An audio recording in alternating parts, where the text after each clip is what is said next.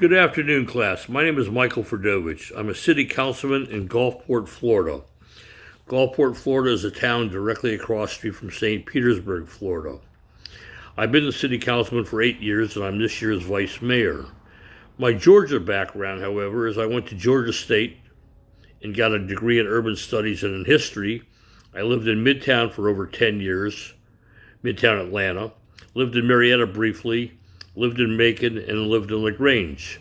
Also worked on my master's degree at one point from Georgia State. So my roots with Georgia run deep. I was hoping to make this video after the results of the election today, but however, we're still waiting, which goes to show that democracy is not for the weak. We must wait and see what happens and accept the results. Whether we like it or not, we did do it in a democratic process.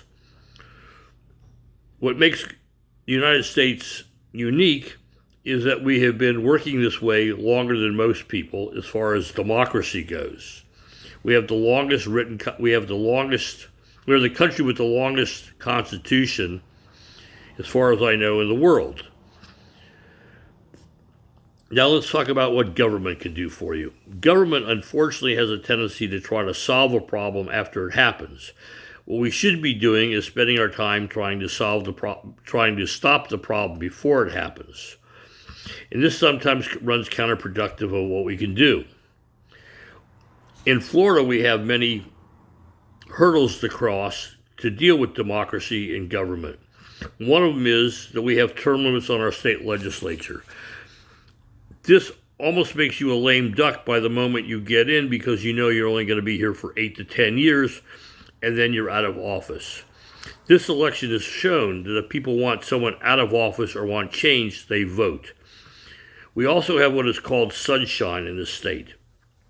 Sunshine says that any person on a board or city council or county commission, etc., excluding, by the way, the state legislature, who opted themselves out of this rule, we cannot talk to each other in private about an upcoming vote. We must discuss, argue, etc., for hours if necessary, which none of us want to do, in public.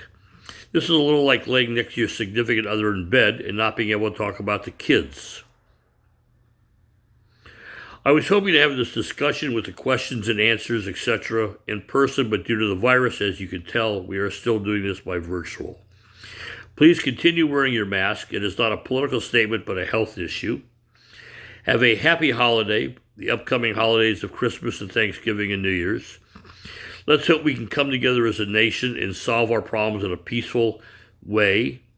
We can have differences, but it's how we solve them that's important. Be safe. I look forward to meeting you all in person someday.